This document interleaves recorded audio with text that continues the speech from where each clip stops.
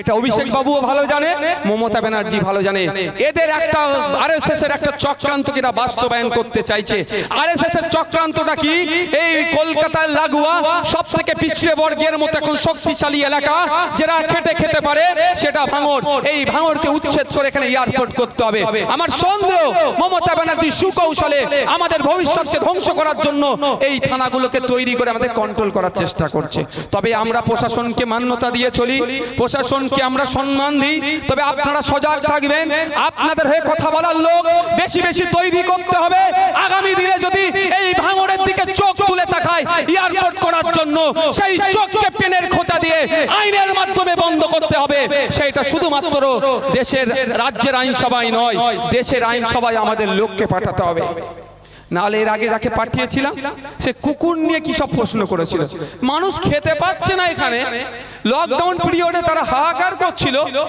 কৃষকরা তার মাসিক গড়াই মাত্র ৭,০০০-এর নিচে ইনকাম করছে, তা নিয়ে কোনো কোশ্চেন নাই। কৃষকদের বিরুদ্ধে যখন বিল পাস হলো পার্লামেন্টে, মাননীয় মিমি চক্রবর্তী মহাশয়ের কাজ ছিল এই ভাঙড়ের কৃষকদের স্বার্থে, যাদবপুরের কৃষকদের স্বার্থে একা হলেও নওশাদ সিদ্দিকীর মতো পার্লামেন্টে দাঁড়িয়ে কৃষি বিলের বিরোধিতা করা। কিন্তু আমি অপদার্থ মনে করছি, দায়িত্ব কাণ্ড জ্ঞানহীন মনে করছি, ওই এমপি মহাশয় কিন্তু কথা বলেনি। তাই আপনাদের বলবো, আপনাদের কণ্ঠ হয়ে দেশের আইনসভার মধ্যে পাঠাতে হবে। আপনারা অভাব অভিযোগ সমস্যাগুলো আপনাদেরকে তুলে ধরতে হবে। তো ভাই একটা কথা মনে পড়ে গেল, কোনো জায়গায় ফাঁকা নেই তো চেয়ার।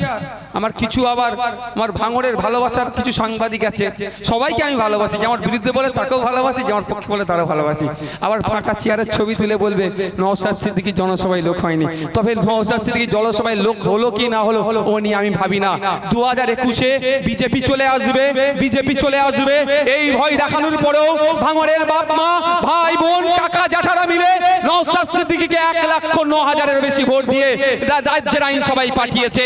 এখানে বিজেমুলকে আটকাতে হবে, এখানে বিজেমুলকে আটকিয়ে ভাঙড় থেকে লিড দিয়ে পার্লামেন্টে অ্যাডভোকেট নূর আলম খানকে পাঠাতে হবে। আমি আশা করব লিড আমাদের আরো বেশি হবে। হবে কি না ভাই? এটা পঞ্চায়েত ভোট নয় তো, রাজ্যের পুলিশকে দিয়ে তুমি লীলা খেলা খেলবে। অনেক খেলেছো। তবে একটা কথা বলে যাই শওকত মোল্লা সাহেবকে, এখান থেকে মামলা কিন্তু নওশাদ সিদ্দিকীর করা আছে। আজ না কাল তোমার কিন্তু তড়ি পার হবে, ছাড়ার জায়গা নয়, ছাড়ার জায়গা নয়। আমার 3টে ভাইকে শহীদ করেছে, একাধিক ভাইকে গুলি করেছে, পা কেটে গিয়েছে। আমাদের মহিলা সদস্যদেরকে মানে হ্যারাসমেন্ট করেছে। ছেড়ে কোনো কথা হবে না।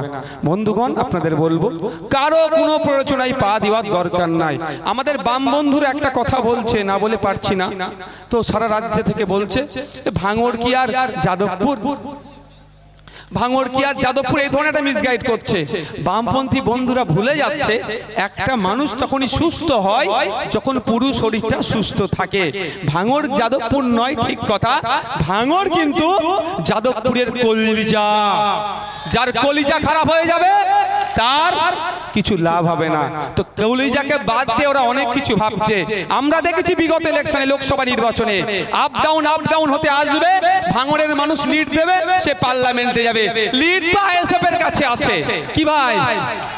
সোনারপুরে আমাদের সংগঠন দাঁড়িয়েছে বিশাল ভাবে, বারাইপুর উত্তর দক্ষিণ, সোনারপুর পশ্চিম পূর্ব পশ্চিম, এইদিকে টালিগঞ্জ এবং আমাদের অনির্বান্ধা আছে। অনির্বান্ধাও তার বন্ধু বান্ধব থেকে একটা ভালো ইউনিট হেভি ভোট তৈরি করছে যাদবপুরে। তা আমাদের তো সংগঠন তৈরি হয়ে গিয়েছে। সময় কথা বলবে 4 তারিখে। আপনাদেরকে বামপন্থী বন্ধুরাও কিন্তু অনেক ভুল বুঝাতে পারে, সতর্ক থাকবেন। তবে একটা কথা বলছি, আমাদের এখানকার যিনি রশিদ গাজী মহাশয় বা তুষার বাবু, তাদের সাথে আমার কোনো মতবিরোধ নাই। যদি তুষার বাবু রশিদ গাজীর হাতে যদি ক্ষমতা থাকতো, তাহলে এই যাদবপুরটা কিন্তু আমাদেরকে ওনারাই ছেড়ে দিত। ওনারা জানে, কিন্তু ওনাদের হাতে তো সেই ক্ষমতা নাই।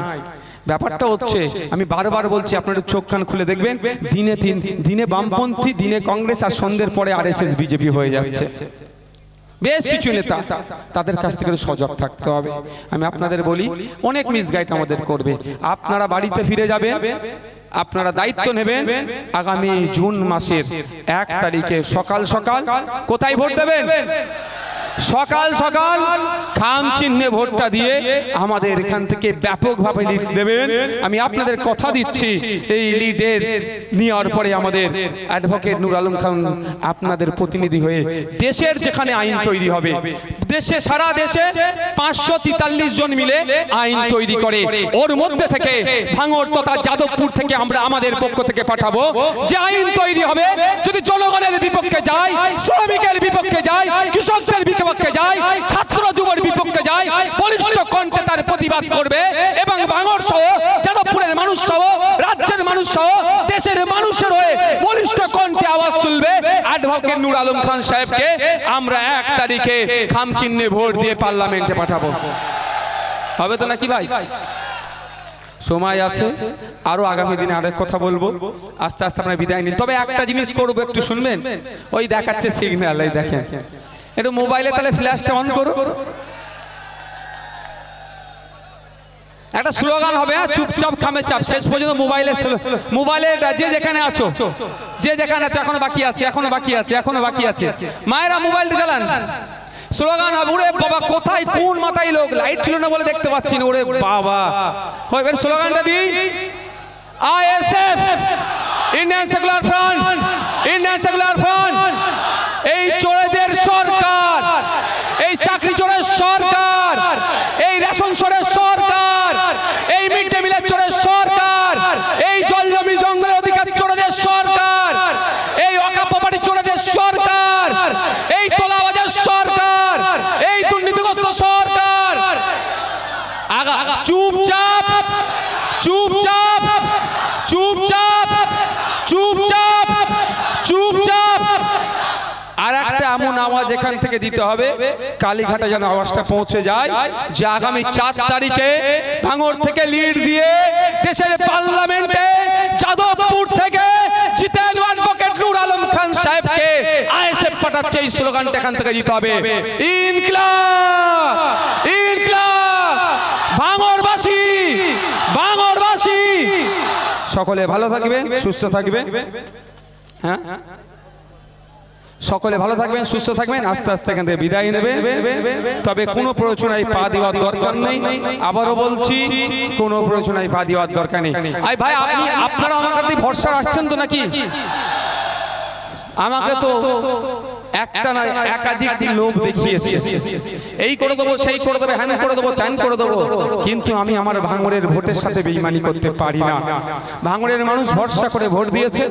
তবে ভাই, যেটা যেটা একটা কথা শুনবেন, পঞ্চায়েত ভোটে অনেক বুথে তারা আমাদের প্রার্থীকে বাতিল করিয়ে ভোটে জিতে তারা সবুজ আমির মেখে ঘুরছে, তার মামলা চলছে, আমরা এর মামলা বুঝে নেব। কিন্তু এই লোকসভা নির্বাচনে আমরা প্রথম আমাদের কাজ থাকবে, যেই বুথে আনকনটেস্টে জিতেছে সেই বুথগুলো আগে ওদেরকে হারাবো, আগে শওকত মোল্লাদেরকে হারাবো। ভাই, যেতে যেতে শুনুন একটা কথা, সায়নী ঘোষ মহাশয় এখানে দাঁড়িয়েছে তো, উনি কিন্তু মিস কল দিয়ে রেখেছে সেন্ট্রাল এজেন্সি, কেন্দ্রীয় সংস্থা তাকে মিস কল দিয়ে রেখেছে। সে নাকি দুর্নীতি করেছে, এই মর্মে তাকে 2বার ডেকেছিল, একবার গিয়েছে, দ্বিতীয়বার ভয়ে যায়নি। আপনাদের মূল্যবান ভোট নিয়ে যদি কেউ তাকে জিতিয়ে দেয়, কেউ তাকে তো যখন তখন ফুল কল ডেকে তার দল চেঞ্জ করে নেবে। আর একটা কথা শওকত মোল্লা সাহেবের উদ্দেশ্যে বলে যাচ্ছে, উনি অনেক কথা বলছেন, কাজের কথা তো কিছু বলে না, শুধু হই হই করে আমার বিরোধী ছাড়ার কিছু নেই। বিজেপির বিরোধী করতে দেখেনি, এই শুভেন্দু অধিকারীর বিরোধী করতে দেখেনি। তো এখানে দাঁড়িয়ে বলবো, এখানে একটা বিজেপির প্রার্থী দিয়ে তাকে খুঁজে পাওয়া যায় না যাদবপুরে। আমি একটা কথা বলি, যারা 2021-এ বিজেপিকে ভোট দিয়েছিলেন তাদের বলবো, আসুন এগিয়ে আসুন, ওই বিজেপিকে ভোট দেওয়া মানে বিজেমূল তৃণমূল কি ভোট দেওয়া সমান।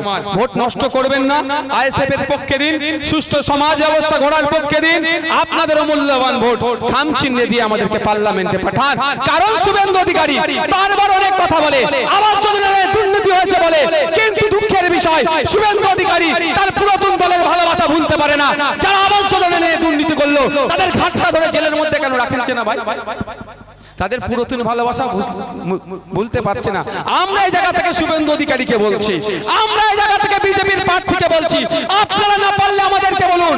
যারা আবাস যোজনা 100 দিনের কাজে দুর্নীতি করেছে, সব কটা বেদাকে ধরে আমরা চালু ডাব্বায় ট্রেনে বসিয়ে দিচ্ছি, আপনারা দিল্লিতে নিয়ে গিয়ে তিহার জেলে রাখুন। দিনের শেষে বিজেমূল এক, তাই বলবো আপনাদের এই বিজেমূলকে ভোট দেবেন না। সায়নী ঘোষ মহাশয়কে মিস কল মেরে রেখে দিয়েছে, আর তার হয়ে কে কথা বলছে, ওর নামটা কি, শওকত মোল্লা অনেক কথা বলছে। আমি এখান থেকে বলছি শওকত মোল্লা সাহেবকে বলুক, এখন তো 3টে ফেজের ইলেকশন হয়ে গেছে, আমাদের তো এখন বেশ কটা প্রার্থী বাকি ছিল। আমি 17টার কথা বলেছিলাম,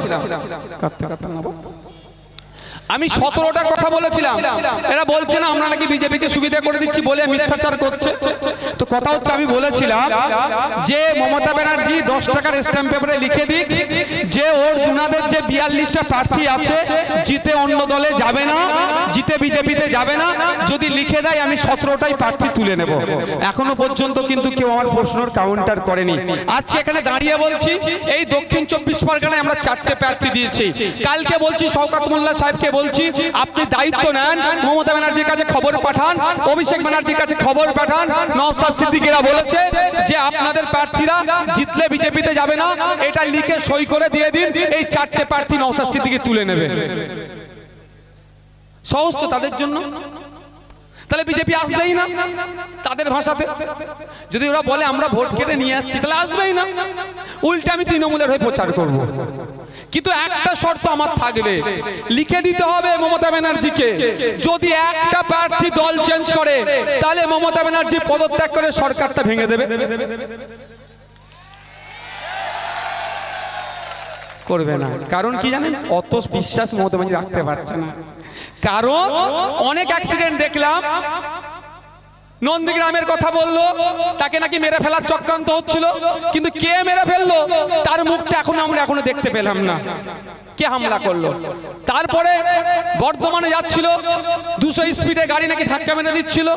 তারপরে শেষে যেটা দেখলাম ওনার কপাল ফেটে গিয়ে রক্ত বার হচ্ছিল, এসএসকেএম এর সিটে বসে ছবি শুয়ে তার ছবিটা শেয়ার হচ্ছে।